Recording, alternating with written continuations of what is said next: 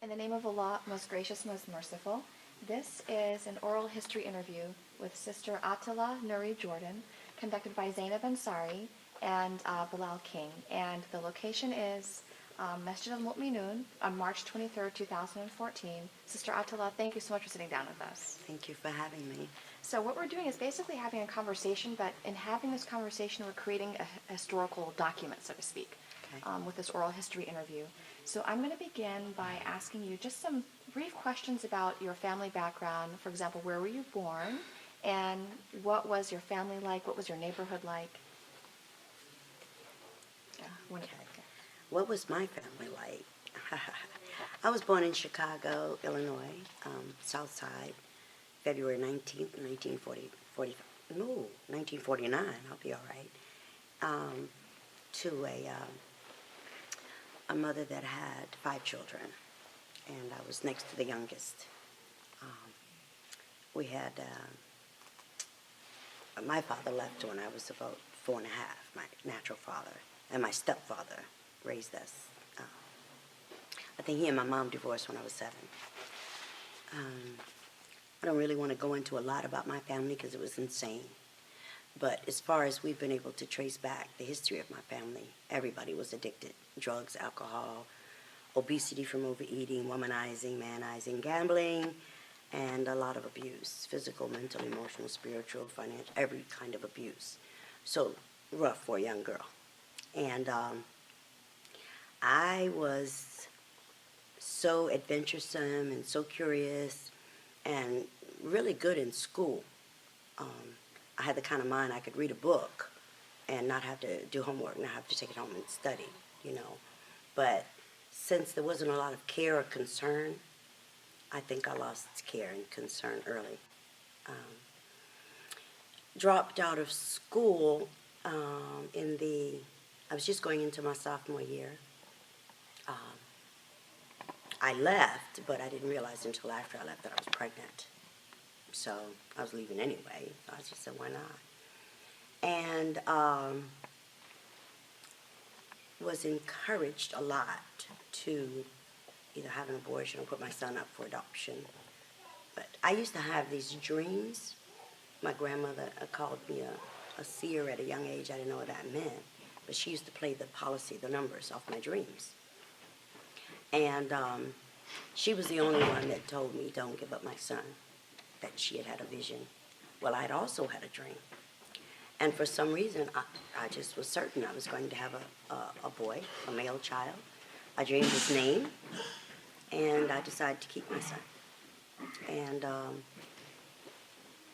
my mother, bless her, said that she wanted me to have a better life than she had. That was her intention, is what she said.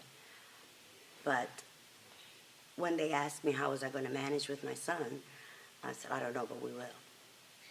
I'm grateful today. That's a big alhamdulillah in my life that I did keep him. That's the biggest blessing that's happened. And so about 5 days old, my mother had one of her episodes and put me and my son out in the snow in Chicago. So I had to find some place to go. Moved in with some guy just because I needed shelter for my son. About a couple of months later, I met my first husband. But I also needed someplace more secure to go. So I was always thinking about how am I going to do this for my child. That sounds rough now that I say it like that, right? No, I guess I was a mother. Okay. And ended up getting married to him at 17 or somewhere thereabouts. He was a singer, songwriter.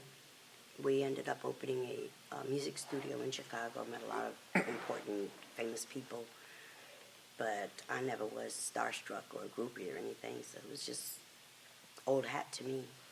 And am I at liberty to talk about the things that I did that were Yes, ma'am. It's totally drugs or based upon your illicit or comfort whatever? level. Oh, okay. Do me one favor, slide over maybe a hair Which way, left or right? to your right. Okay.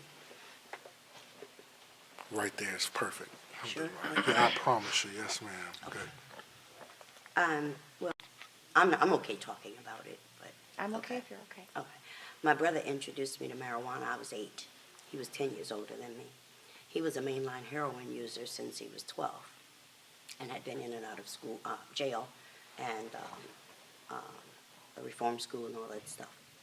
And he introduced me to marijuana as he was shooting up because that was the source of his entertainment. So he just laughed, and I tripped, because it was kind of scary, seeing voices and hearing things and, seeing stuff. And, I didn't do it again until I was 11 with him. But by the time I was 11, things were so bad at home. I had run away a couple of times. I had already tried to commit suicide. I had been molested, raped, and arrested, all by the time I was 11. So I started getting high and drinking at 11. By 12, I hit the streets, and I was buying my own with my friends, cocaine and all of that stuff. Anyway, my stepfather, who was a jewel, had me come and live with him and his half-sister. First time in my life I ever had my own room, a record player, a typewriter, it was amazing. But I was so dysfunctional and so uncomfortable, I said I want to be back with my mom. So I left. I came back again, but by the time I was 15, the lady who was pretty much raising me at that time, she was so wonderful, Jeanette, she had gotten cervical cancer and was going through so much. I felt like I was a burden to her. I came back one day from running away, and I didn't even know I was pregnant. And I called her, and she said that's what was in the commode. It was scary. But like I said, she was so good to me and so inspiring. Second, I had a school teacher who was really also believed in me a lot. But this one was the first one that ever talked to me and explained things to me and listened to me. Just showed me how to be a lady. I don't know if that makes sense to you guys, but she was just awesome. But again, I felt like I was a burden because she was going through. Then I found out that she was actually dying. I knew at that point I didn't know how to handle death and stuff like that very well. In fact, my way to cope with stuff became running away from everything. Check it out. And because of the, I know today, because of the abuse and all of that, I began to dissociate. I could leave the room and still be present. I could see myself like I'm on the ceiling looking down. So I had a lot. Even in school, I'd just be daydreaming looking out of the window. So they called my parents up to school. Well, first my mom came, and mother was, how can I put it? Remind you of Mae West or somebody. She was always over the top. So she had on this red Carmen Jones dress down to the floor, and this fox, draped with the head and tails and the red glass heels and a wig that was turned around because she had been out all night, and very loud. And the kids saw her coming and said, "Isn't that your mother?" And I slid down in the chair trying to hide. And I said, "No, it's not my mother." They're like, "Yes, it is." But I was so embarrassed. So when they said that somebody else had to come back up there, I asked them, could my father come? My stepfather was, when my mom told him she was pregnant with 3 other kids, he said, "They all are my kids. They're going to have my name." That's how involved he was. And he was so, if he said to me, "I'm coming," you could sit by the door with your boots on because you know he was coming unless something happened. So good about his word. And he came up there, and they asked him what was wrong with me. He said, "I don't know what you mean. What's wrong with her?" Thought she was doing good and bright. I said, "She's bright, but she doesn't want to do anything." And so they asked me in front of him, "What do you want to do? What do you like?" And I said, "Well, I like art. I like science. I like words. I like recess." And they said, "Is that it?" And I said, "Yeah." So I didn't understand why I couldn't just do the stuff that I wanted to do. You asked me what I like, and that's what I was good at, so why not, right? And I said, "No, you can't just do that." I said, "Well, what do you want to be when you grow up?" I had absolutely no role models, none. I remember telling my mother I wanted to be a doctor, and she said, be realistic. No, maybe you can be a nurse or a teacher. And I said I wanted to be a dancer, like on Broadway, right? Um, like maybe you could do burlesque or hoochie coo, but but this is where she came from. There was no encouragement. There was nobody had finished high school. Nobody went to college, you know. Anyway, so now you can see why I said I lost interest. And some kids rise above it. I guess that just wasn't me. Not at that time. You know, I didn't even know how to dig in and find something else.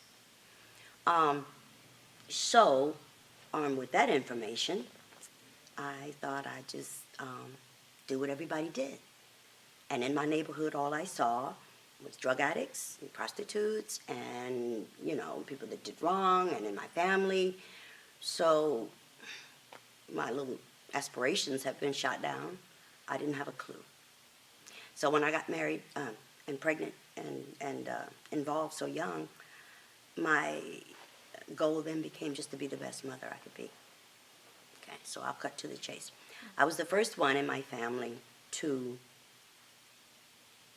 even though I dropped out of school, to go to college. I went back to college.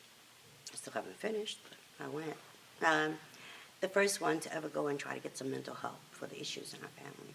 And I was blasted so bad. And my sister said, why are you telling our dirty laundry? You know, it's not about you. You know, I'm trying to get some help for me. Mental illness, I know now, was rampant. Yeah. And first one to ever move away from Chicago and stay. Like I've been here almost 40 years. I was determined to not bring my son up in that environment. The gangs were bad.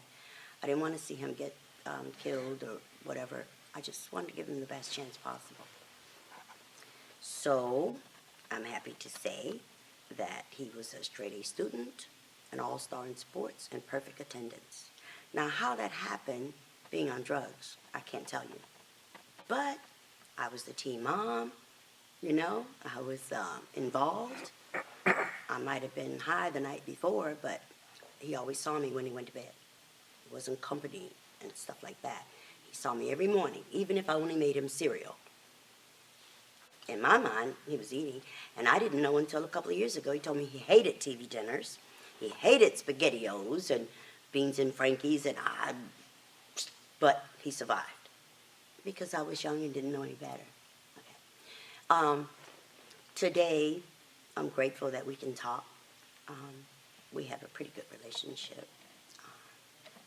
I guess he has forgiven me, but he blasted me a couple of years ago, and I blasted back and told him, I'm not going to live the rest of my life with guilt and shame, and you're not going to hold me hostage with my past. I've been clean and sober. May 10th will be 28 years.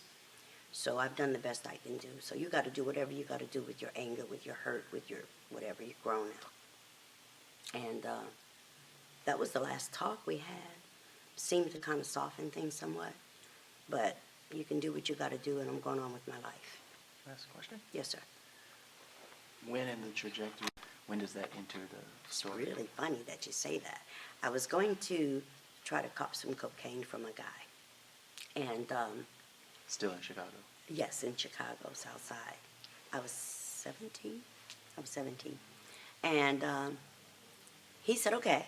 And we went around the corner, and he stopped dead in his tracks. And he said, I have something better than that, though. It'll get you really high. Like, what is he talking about?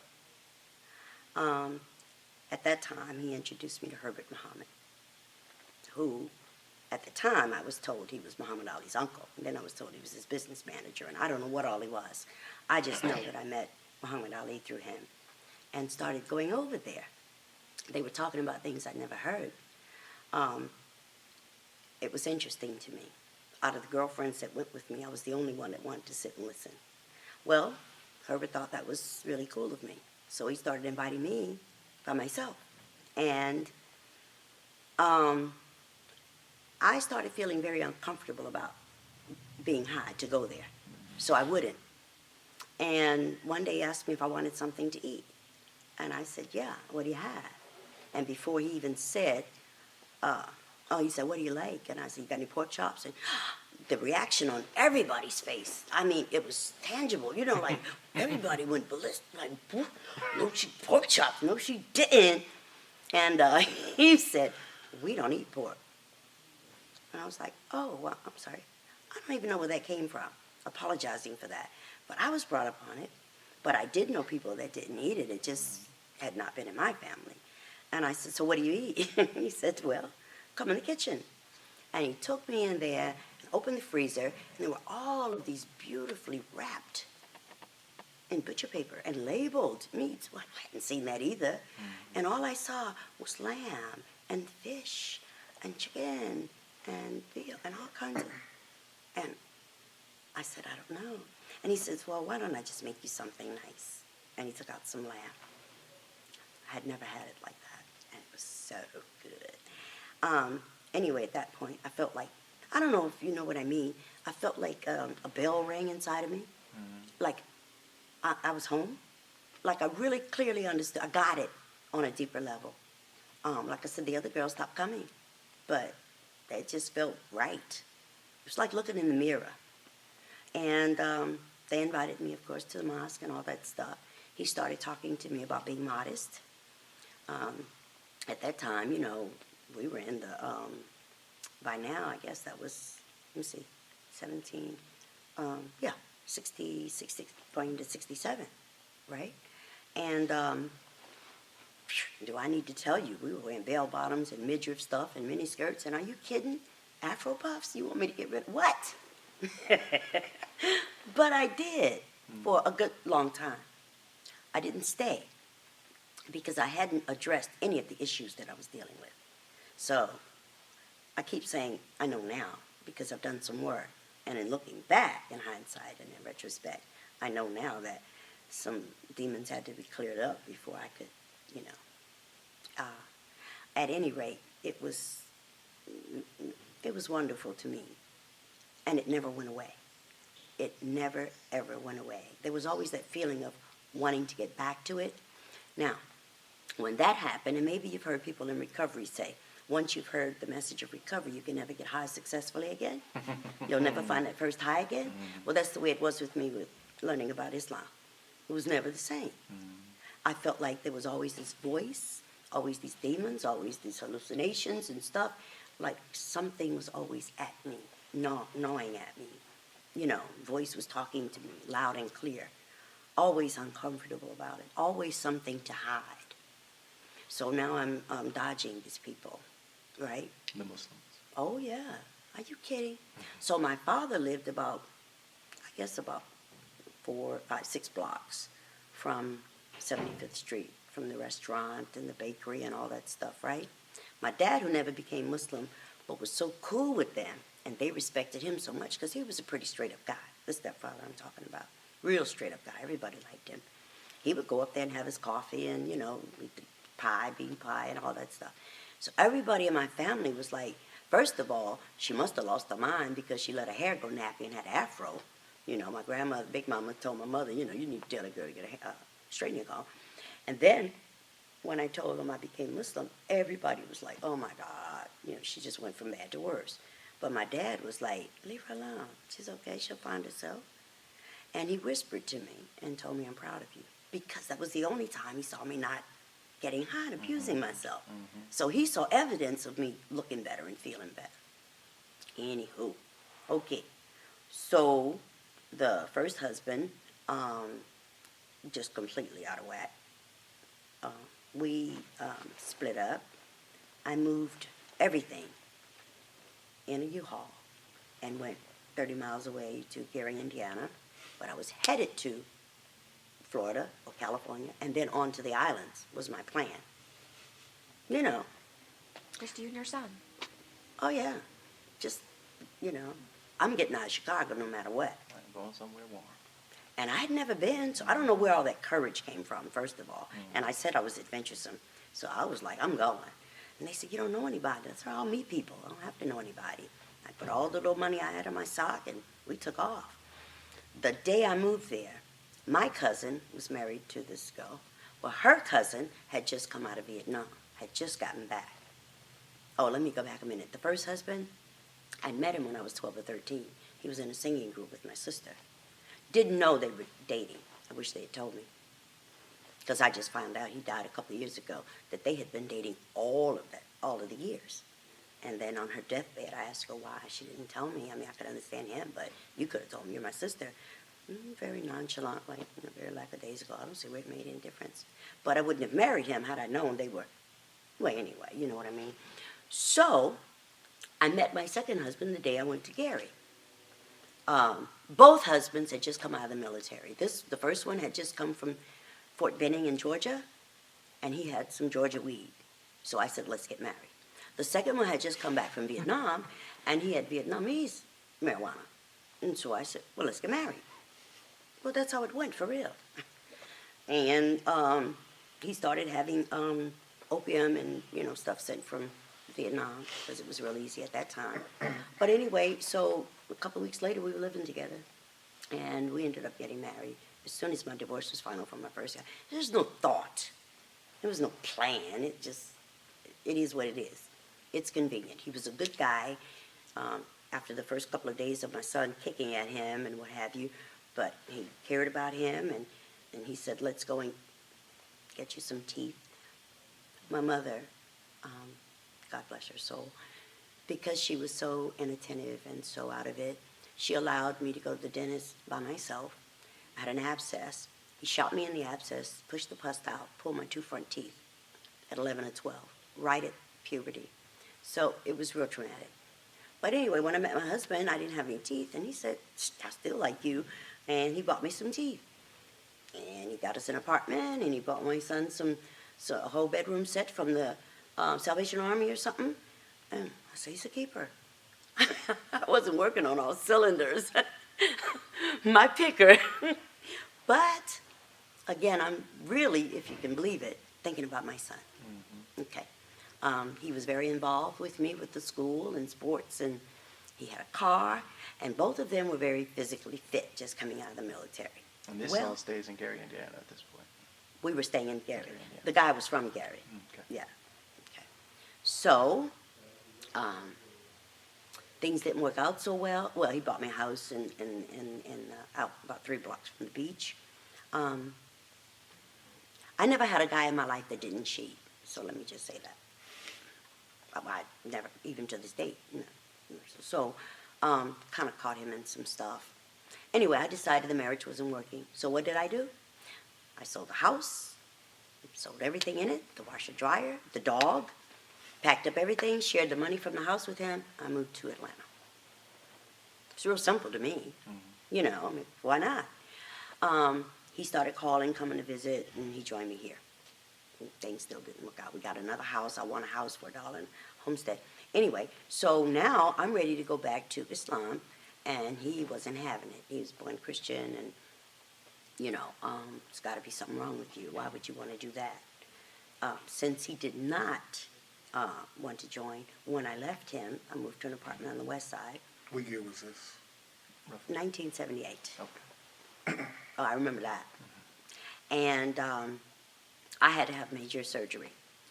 First time in my life my son ever stayed away from me. I think he stayed with my aunt and uncle for almost 6 months. Aunt and uncle in Atlanta, or he had to go to Chicago? He was in Chicago. Mm-hmm. I had taken him up for a visit, and then when I found out I had to have surgery, they agreed to keep him. Well, let me say this too. All of my aunts, everybody that ever babysat him wanted to keep him. He was a good kid, very mannerable, very obedient, really low-key, nothing like me. He was just, everybody always loved him. To this day, he's been on the job 20 years. They're crazy about him. So I don't know what that's about. Natural father never claimed him. Right. Okay. He saw him, and he knew it was his son, but he had so many other kids, I guess, and I didn't press him for any child support or anything like that. To me, he's my son, and I'm going to take care of him. I don't know where that came from, that willingness to do whatever it takes as a mother. I don't know where it came from to want to be this, I guess because I didn't have that. I wanted to show him affection because I didn't have that. I wanted to be present, do homework together and all that stuff, and I did.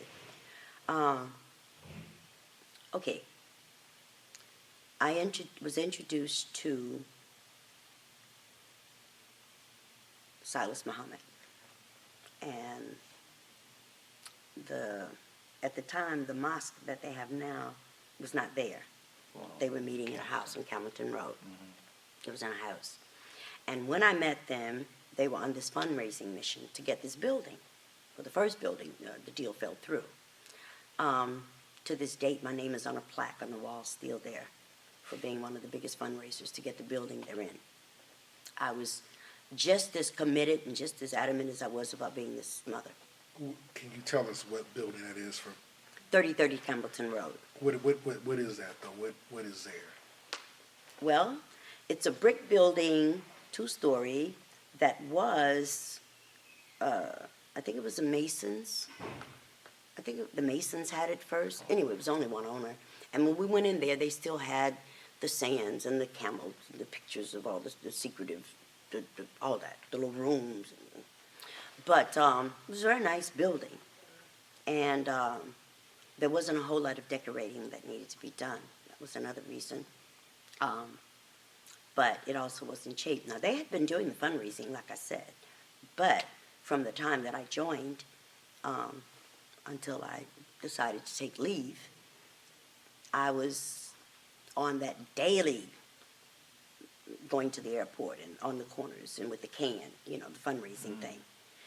So I found out from that I really could do what I put my mind to. I mean, I'd already done it, but it didn't ring clear until then. That if I said I'm going to do something, that I could not only do it, but I could do it the best. See, all of that surprised me. It's already told you the beginnings, right? And I'm still trying to figure out what I'm going to be when I grow up. But I just was finding out so many things that were in me that I wonder where they came from because they weren't taught to me and they weren't really shown to me. I guess it was some kind of innate thing, ingrained somehow. Right. Now, at that time, Sister Atallah, can you tell me about the organization? So, I lived a couple of doors down from the Honorable Elijah Muhammad. okay. And Herbert Muhammad took me to his home. So I'd been there twice. And that feeling of familiarity that I talked about, the warmth, to look in the Honorable Elijah Muhammad's eye and for Herbert to tell him she's new to Islam. I hadn't even decided to join yet. I hadn't stood yet. But he looked in my eye and said, good. Good. I didn't know how valuable that was until, of course, later on. Okay. The atmosphere, the cleanliness, the neatness.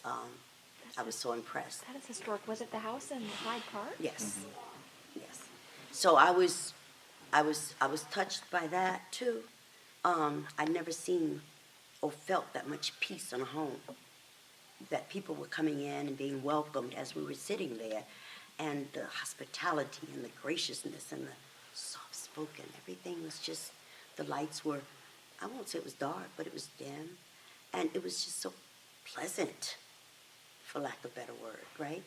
I said to myself, I want that. Somewhere deep down, I want that. Okay.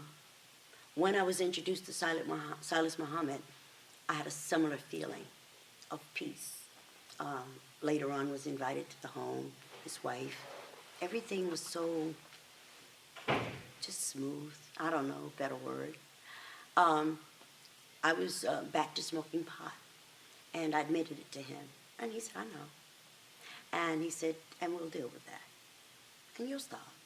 And I'm like, how do you know I'll stop? Even though I want to. But he was like, so confident. You'll stop. I was like, okay. And I got busy in the mosque. So, from my understanding, there was this closeness between Silas and at one point Malcolm and Wallace Dean and all of this stuff. And then there came feelings of like sibling rivalry and envy and jealousy. And so I was led to believe it wasn't coming from Silas. And that when the Honorable Elijah Muhammad died, that he was under the understanding that he would, take lead.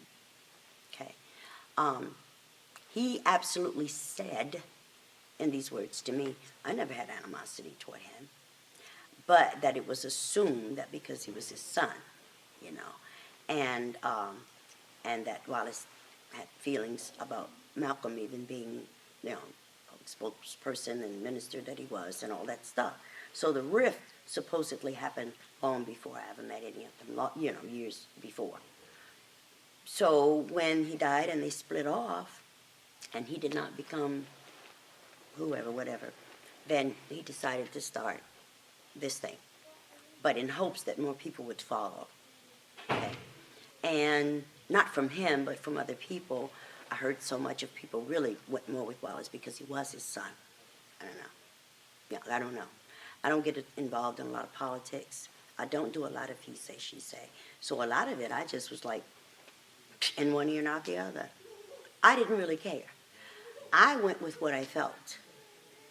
And I guess that's not always been a good thing for me, but that's what I did. It felt right, and so I did. When it no longer feels right, then what I do? I'm gone. Okay. So, I only visited the other mosque, but I was very radical and very militant in my teens and young adulthood. I know now that a lot of it was my own hurt and anger. I had no tolerance for the police. I had a love-hate relationship with men. I guess that stemmed from my abuse. I acted out the anger and the hurt and the fear and the loneliness. So I was very radical and became very, very close with a lot of Black Panther members in in Chicago. I didn't claim to be because there was so much abuse leveled on them and killings that I just, didn't stay. But when I was introduced to Salas Muhammad's camp, they at the time, were talking about the white man is the devil. And, it was still for me, it was, Ungawa Black Power. Right on, Whitey gonna get your mama, And I was all right with that. And I started, though, feeling like, where is the spiritual peace? Where is the Quran? Where is the prayer? I started feeling. And then I started hearing some things about all of these people followed him from California, had given up homes and money, and were now living in places they didn't want to be and using cold water and all of that. And I started asking questions. And I started questioning some things. This is just me. I'm talking about nobody else now. It started to not feel as good. But that was toward the end. While I was there, though, fundraising, I started Muslim Youth Organization. I had all the young people, which I love kids. I had the first cotillion. I think it was about 20 young girls and 20 young guys who had never had on gowns and heels and, learned to dance and waltz. And because I had been a dancer for so many years and I knew how to do that stuff. And they let me have it, and it was wonderful. So there was all of this talk about whether they were trying to be like people from the East, whether they were trying to be Arab, whether they were trying to, like wannabes. And now I'm looking at the fact that these people are dressing like you're not dressed. We were taught that you don't have to dress in a certain way, just modest. We were called contemporary Muslim. That was the big thing. Why do I not have to cover my head? And I was told, you might have to go anywhere. You might have to assume any identity. You don't want to necessarily be recognized as a Muslim if you have some other work or business to do. But that you can, at any time, cover if you like, as long as you're modest. Just depended on what your function was.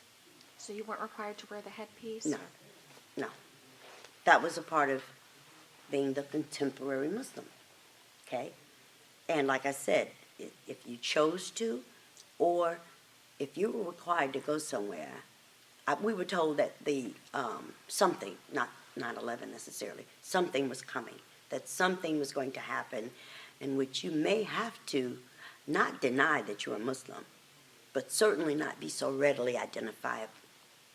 You know what I'm saying? That it may be for your own protection, so that you can cross over. If you have to go to the White House and dress in a suit, that you can. But, so does that make any sense? Okay. So this is what I'm being told now. In the meantime, I went over to Atlanta Masjid. And I had not, other than on television, seen people, prostrating and, praying in this manner, and speaking Arabic, which I'd always wanted to do. Now I'm hearing people pray and talk about the Quran, and I didn't hear anybody, say anything about the black man is the original man and the white man is the devil. And although I still believe some of that, my personal beliefs, it wasn't rowdy and radical. I don't know if that makes sense too.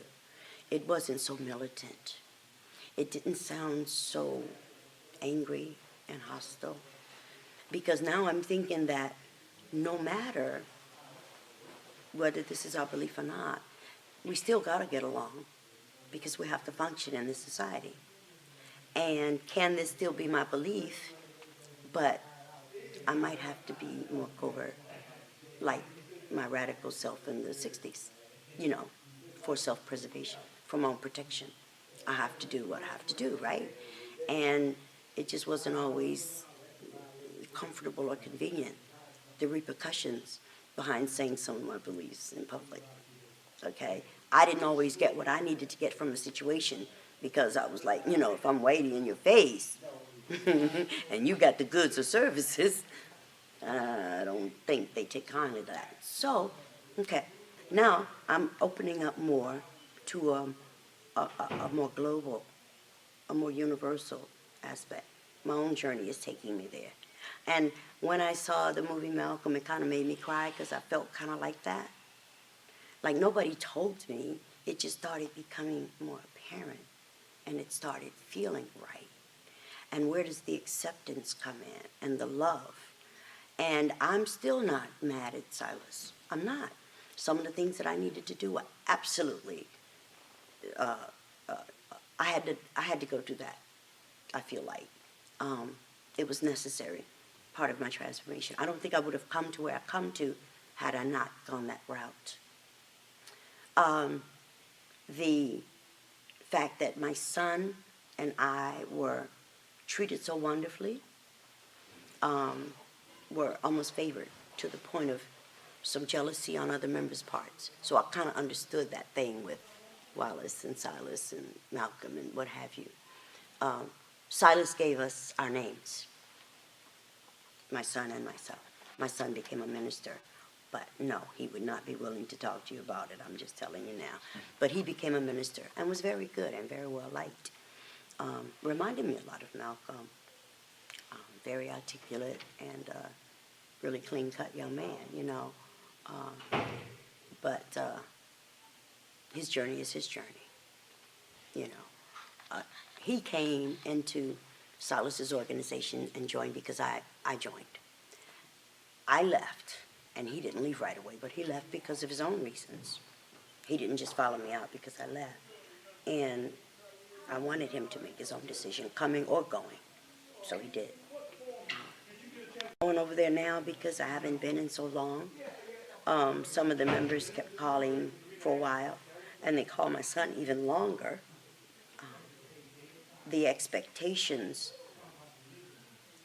and the requirements became kind of much for me.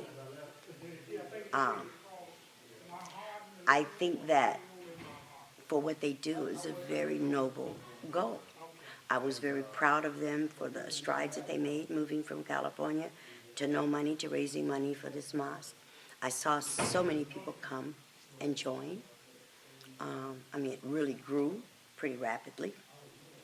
But I can't honestly sit here and tell you why that grew faster than this or people liked about the Nation of Islam. I saw so many people that I knew from the neighborhood and from the streets who were drunks and thieves and prostitutes come to the Nation and get cleaned up. see, I saw so many people attain to faith because of that. And because of Silas, same thing.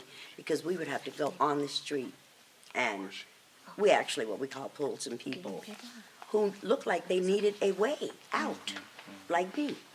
So it gave us something that we didn't have. There were a lot of lost and founds. Most of us were probably lost and founds, which was a good thing. And I miss that now, the way the nation was able to draw so many people from doing wrong, you know, to clean up their lives. I mean, don't get me wrong, Al-Islam is nice, but I don't see them doing that drawing like was done in the 60s and 70s. So what I ended on when he told me to wait was when I talked to Imam, I said, I come here, I don't know anything, I don't know anybody. I took Shahada, and a couple people said, oh, welcome, and I'm so glad you did that, and I was left to my own devices.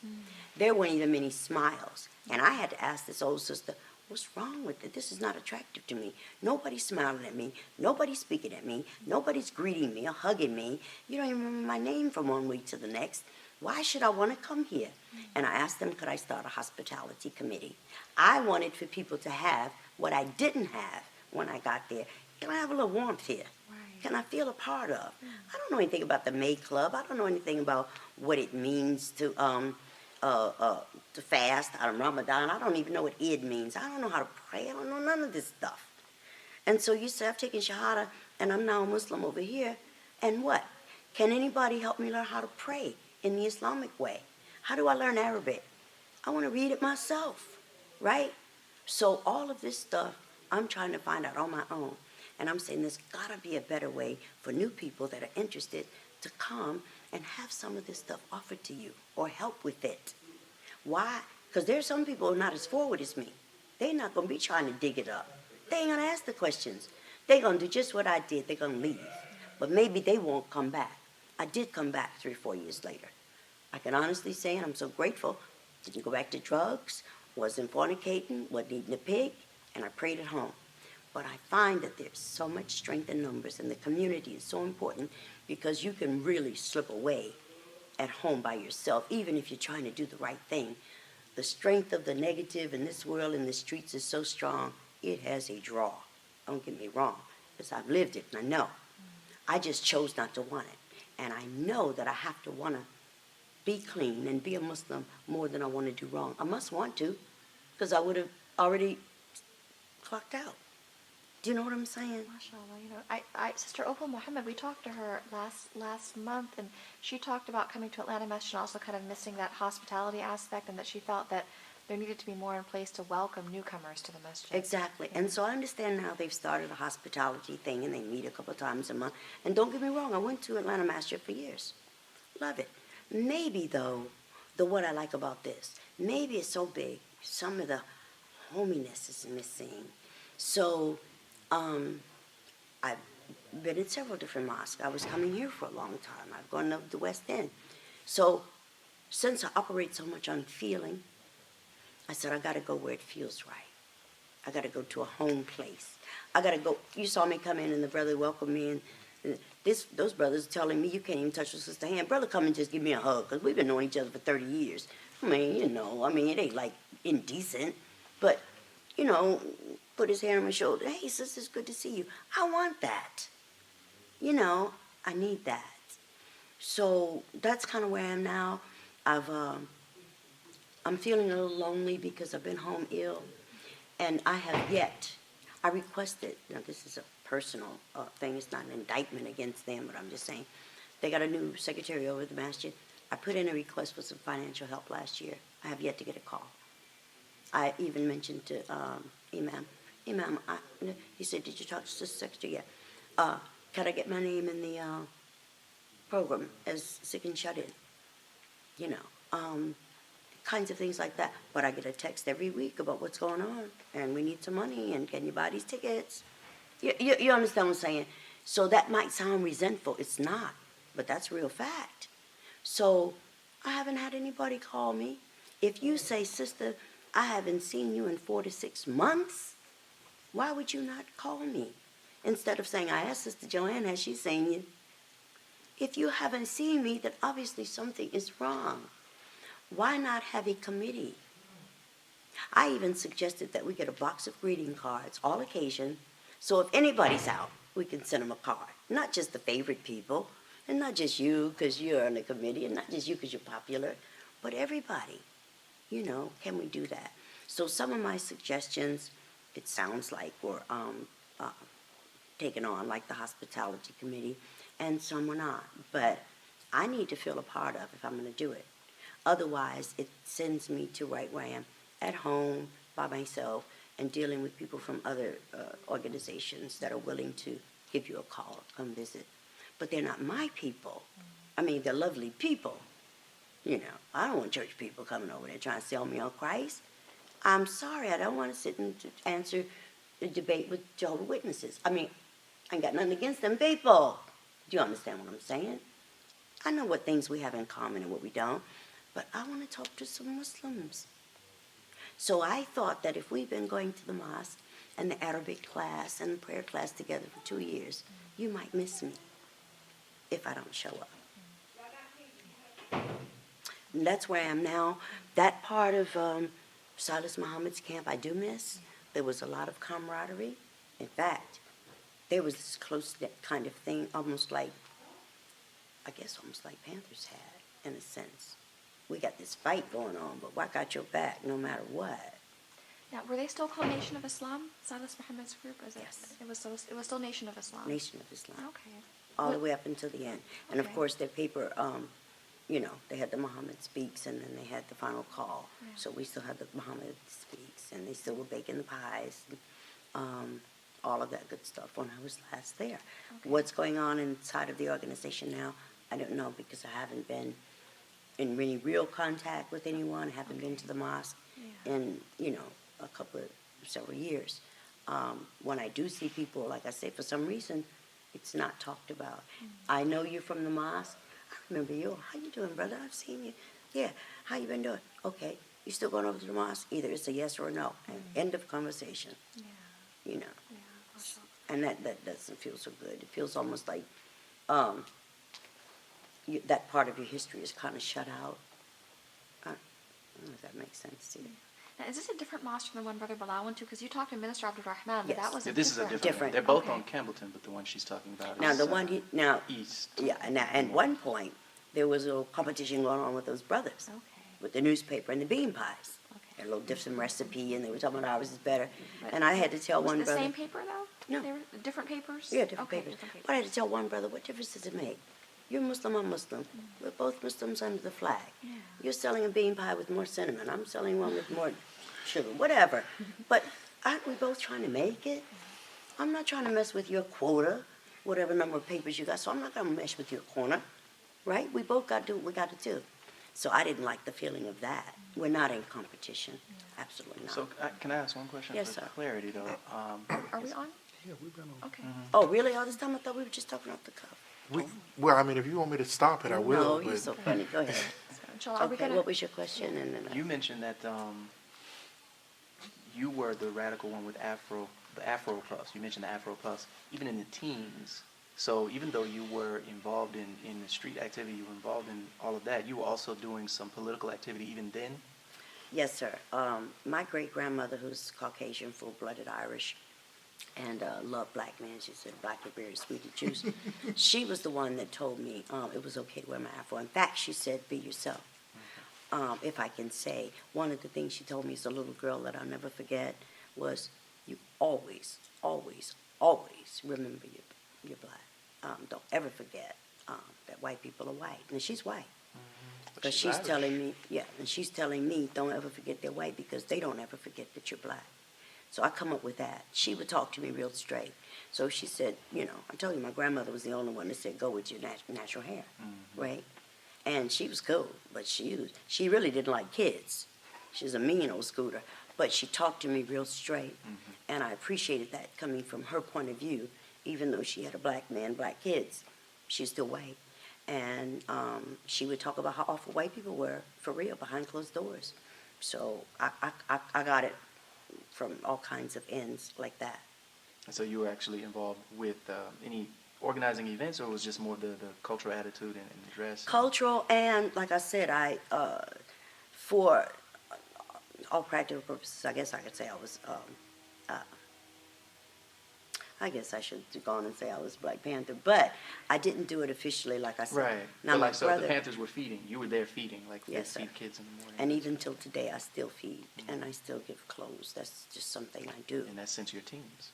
Yes. Yeah. And yeah, I've always been active, the rec centers and stuff like that, just being part of kids' lives and think about seniors and stuff like that. That's just something I have an affinity for. I just love to do it anyway, right? But yeah, that was part of their goal. But when there was something that needed to be done underground, some dirt, you know, when they had the riot, why are you laughing? I When they love your had- candor. I love it. Well, I love mean, it was true. When they had the riots, when the King was killed and Malcolm was killed and the riots shut up, I mean, I went in and got TVs and meat and stuff. You know, are you kidding? We were poor. We were black, right? Bust some windows. But we saw the police break this liquor store window. Mm. It was 2 stories. So people were looking out the window upstairs, right? Got this liquor out of this place, put it in the trunk of the car, right? This hapless guy just happened to walk by. They snatched him up, beat the heck out of him, Rodney King style, and said, "Why did you steal that liquor?" And he's like, "Well, he just walked up." So we knew, because we looking out the window. So when they heard us say something, right, they come upstairs and SWAT style and kick the door in and everything. So they had us up against my face, up against the glass with carbines and shotguns and rifles, and put me down, my face on the gravel just like a guy with my arms ungodly twisted up my back, and told my friend, said something about don't do that to her. And by this time the guy had his foot in my neck, standing, and he told him, "Say another word, all I need is a reason to shoot you." And I know he would have, because nobody was out on the street. It was curfew, and we didn't know it was curfew for where we had been, and damn near martial law. So that kind of stuff right there made us so angry. So after something like that would happen, then we'd have to go on a run to set things right. So that means we got to, steal something or beat somebody up or shoot a white person or something. We got to get some revenge. Oh, you didn't know? This took place in Chicago? Yeah, it was like Oh, that. all the Yeah. cities. We were just walking down the street, me and some girlfriends, going to a club, right? And they pulled us over and rode us around in the alley and told us if we didn't give them oral sex and what have you, they were going to lock us up. They took our money and took us to jail, right? So, we've been raped and robbed and stuff. The police were so crooked. That's who we bought most of our dope from and our guns, because they were so crooked. Chicago police are notorious, like Boston. They've been a serious regime for years. And the thousands of officers that's been charged, only 17 have ever been. And I don't think anybody did any serious time. But anyway, they always had the best dough, and the good guns, So, I did what I had to do, between the police and the preachers. I survived in Chicago. Well, I'm just saying, it's the truth. The preachers were crooked, the police were crooked, and you had to do what you had to do. And so, I guess today I'm more than a survivor. How about in Atlanta? I don't know if we have time for this question. Are we out of time? It Probably. is 1:32. Go What and time is sneak it in. Yeah, so What time is Well, the door coming? did Yeah, 'cause Nation they'll of call you Islam then and did Nation of change. Islam members ever have any Right. confrontations with police here in Atlanta? I was told something happened back in the 70s. Okay. The police were always kind of egging, If you remember the movie Malcolm, they always resented the way that the brothers looked, their carriage, their countenance, the way they stood, the way they dressed, with that backbone, and they looked you straight in the eye. So they could tell they didn't drink and do pig. It was obvious. And they seemed to resent that lack of fear, but it instigated fear in them. So the only thing they could do was come back with that pseudo-authority, and, I can handle you because I have a badge, because I'm the police, I can do something to you. And there was always this fear for me. Like I said, raising a man-child in America, I knew what he was going to be confronted with. And, it was just African-American, too. It's just, I knew what it was going to be because I'd already experienced it as a female. And the police would absolutely instigate stuff because I've been there. We were in the grocery store one time, me and 2 other sisters and 2 brothers, kind of got separated. And the next thing I know, the manager was saying that the sister had stolen something and put it on her hijab, and he wanted to pat her down. Well, of course, the brother stepped, this ain't finna happen. And that was all he said. You know, whatever, but it just ain't finna happen. So he called the police. Well, do I need to say any more when he tells the police, you're not fixing to pat her, period. And that's all he said. And with that sternness, well, the police felt threatened, right? So you got one of three things that you can do. You know, you can either go at the brother, you can take him down to the police station, or you can shoot him. But either way, he wasn't giving in. So the brother, like, you know, just, well, you may as well go ahead and take me because you ain't finna pat her. So if it meant life, right? So me and the sisters, I guess I forgot to say too, I used to do the MGT. So we were trained to do some things. So the sisters and I lined up. We're behind the brother. Because if you deal with him, you still got to deal with us. You feel me? Now, whether she stole something or not, I still don't know to this day. But was that really the issue? I mean, was it really? You know, I'm just surprised at myself. I was the smallest thing always in any group, but I had the least amount of fear. And I guess I was a little crazy too, you know. But I don't know where that courage came from. You know, I think it stemmed from some of the anger I had. I already told you. You know, after you've been abused, it's like, give me a reason, like the police told me. You know, I wanted to get the sword out to take somebody's head off. I thought it would justify, you know, what happened to me. So I'm not saying in any way that Silas Muhammad's camp endorsed that. But it helped me to feel a little more justified because they were talking so radical. I really believed in the radical. They might have been just talking. You know, I was like ready to do something. Take me to the camp, to the firing range. But, you know, I got over it. I mean, I dealt with it, let me put it that way, because that really wasn't what it was about, you know. And as the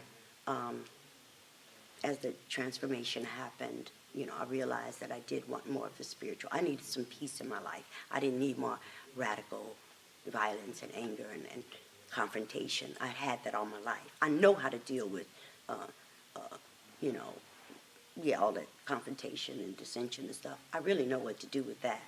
I didn't know what to do with the other stuff. You know, I needed some tranquility. I needed some serenity. I needed all that kind of stuff, which for a while is kind of what drew me to the rooms of recovery, but that was for a specific purpose. It wasn't giving me the spiritual food I needed, to, you know, to sustain me for real. And I have to honestly say that Silas Muhammad was the impetus behind me going to recovery when he told me that you can do it, and I believed him. You know, I really believed him. So, and I did, and I still, to this day, you know, want to be clean and stay clean. So, life hasn't been all bad. The latter part's certainly better than the first. And I think I mentioned that for whatever reason, my parents, all my folks didn't think I would live to see 21, let alone 30. They would say it to me. They would say it out loud. And that I buried my sister at age 28, and 6 weeks later, my brother at age 34, who the police shot, accused him of being a prowler. I buried all my siblings, grandparents, great-grandparents, parents, aunts, uncles, and most of my cousins. Isn't it ironic that I'm the last senior member standing? You know, it was horrendous to have to bury everyone. But I know today that Allah, so merciful, had to have a purpose for me to still be here. So when I say that I don't know what I want to be when I grow up, I'm still coming to, you know. But it just boggles my mind still that I'm still here, and that all of the ones who might have seemed more deserving, less violent, no drugs, all of that stuff. Like, I turned 65, and I was so happy, and my friends said, why are you telling people that you're 65? Because, are you kidding me? Are you really kidding me? That is so big. In my family, in my life. I'm sorry, I'm not going to cry. Oh, that's the perfect note to end on. Just go ahead and let it flow, sir. I have tissue. Inshallah. Well, Sister Atallah, we're honored. Thank you so much. Sure. Inshallah, that we're going to conclude. Oh, she has tissue. Yeah. I'm sorry. May Allah bless you. That Won't be I the was trying to keep it light. I didn't mean Won't be to the get first time. I didn't mean to get on that note. Well, you went the whole interview Yeah. before you cried. Yeah, We've I had know, folks which is who amazing get- too. It gets misty in the middle. I know, I usually do, but I was trying to be strong for you guys. Nah, it's I can't thank you enough. No, bless you. Thank you so I thought Sister Jeanette was going to Bless go there you. too, but she Yeah. I hope you got some stuff out of it. I don't know. I do want to add. You remind me of you know Hatem Hamidullah. He was a imam here for a while, and he told me he joined the Nation of Islam. So You heard they had a bomb? no, he heard they had an army, Oh. and they were gonna fight white folks, so that's why he Okay. joined. Whatever But, brings you, right? Quick question, Sister B. Did you know Sister B? Very You wanna- well. Could you share From just- Atlanta, Massachusetts? Yeah. I just hate when I heard that she passed and I wasn't there. That was my girl, Like your girl is in. my friend, my buddy. Did you know her in Chicago? You know, I met her, but I was young. And I didn't really know her. You heard I was traveling in a whole nother circle. But B was pretty straightforward, like me. She would say it if she thought it. Don't ask her if you don't want the truth. And believe it or not, back in Chicago, B was very disciplined. B was very disciplined. MGT, she wasn't no joke either. When I saw her here, and people would say things like, you know, she's a little behind her back, you know. And I'd be like, man, if you sat, I would sit at her feet. Sometimes I pull up a chair. She talk to you. She might go off a little bit, but hell, so do I, you know. But just had some stories to tell. I'd ask her for a recipe for something. She said, do I look crazy to you? No, I'm going to give you the thing to make me some money. And I'm not thinking give you my recipe. I'll give you a recipe, something like it. But no, I'm not going to do that. She was really sweet, though. No, she was very loyal. I would go and buy from her, and she would say things like, I'll give you a deal because I know you come on a regular basis. Like anybody else, they might not get it, you know. But she was a very sweet hearted woman, and I think because she was getting older, and sometimes there might have been signs of a little bit of dementia or whatever, but like me, she could kind of play that game too. She'd let you think. Yeah, you know what I'm saying? That she's more off. We wasn't off by a long shot. Now, I don't know what happened at the end, and I don't know how sick she got. All I know is the last time I saw her, she asked me about 2 or 3 times, who are you again? And that was kind of sad, you know. Who are you again? But, Sister B was a strong girl. She was around for a long time. How old was she when she passed away? 90? Was it 90? Yeah. And then I should be wondering why she said, who are you? Yeah, but I saw signs of it a little bit slipping last year too, you know, but she was still doing her thing, man. She was still bringing the soup or the bread, you know what I'm saying? It's awesome. And you said she was an MGT. Well, this is what she told me. I wasn't under her. Well, this is what she told me. When I told her I was MGT, she don't know. Like, you ain't even that tight, you know. I mean, that's the way she commented to me. Like, yeah, right. You know. Yeah, you James Bond, right? Yeah, okay. It was that kind of, you know, joking thing with me. But, Are there men who train the MGT in fighting, or was the women train women? you talking about in Silas Muhammad's camp or someplace else? Nation and Silas. As far as I know, and I've only had 2 guys to instruct me in anything, it was always the women. But on the shooting range, I've had brothers to instruct me with some knife and sword work. There were brothers. Why are you laughing? He just be laughing. Yes, sir. But it was always women instructing other women. Have you heard That of I Dr. saw. Moses Powell at all? I'm sorry? Dr. Moses Powell at all? Do I know Moses Powell? Have you heard of him? I've heard the name, but I don't know. Now, what does he do? Who is he? He was at one time training the nation in the martial arts aspect. The person who's Minister Farrakhan's head of Minister Farrakhan's security now, Anthony Muhammad, was a student under Dr. Moses Powell. I just The martial arts, or the what do you call it now? Women trying to do the self protection stuff. the only thing that I ever got was another female who was trained in martial arts. Now, who taught her? Who trained her? I don't know. But like I said, I've only had 2 males even present when I was doing any MGT stuff. It was always females for me. But you got to remember, I come a little bit later too. Some of them have been there for years, right? So there were some women who were really strong. I'm talking about drill and didn't play the radio as far as they were serious. I mean, didn't even joke. One sister, I never saw her smile, but one time in 4 years, ever. Sister.